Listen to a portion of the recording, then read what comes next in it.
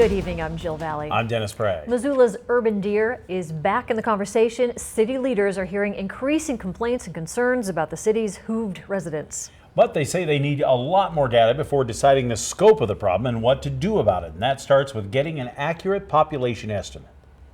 Drive through any of Missoula's more wooded neighborhoods and you'll be dodging deer. Miller Creek, the South Hills, the Rattlesnake, and more each have their own resident herds. And it's not just in the cold winter months.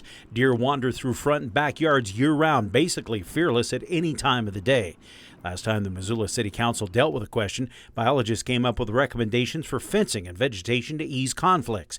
But now council members are hearing even those measures aren't working. Several of those folks have said it's changed. What was deer-resistant vegetation before is no longer deer-resistant vegetation, and the deer behavior more difficult to haze them out of certain areas. It's not just the number of deer, but the growing concern of what might happen if the outbreak of disease, such as chronic wasting disease, becomes a problem.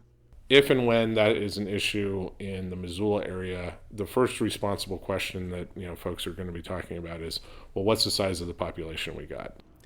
And that's where Von Lossberg has enlisted help of a University of Montana class to help get more updated estimates on the number of urban deer in the Missoula city limits.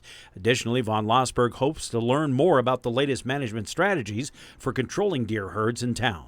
The city is far from the point of culling or controlling the deer population. He says without the count, they don't know what the action plan would be. I could not emphasize that enough. There is no program getting launched there's not a turkey shoot that's happening up against some hillside. There is nothing. We're trying to get a handle on population and a review of what is out there from a management strategy standpoint.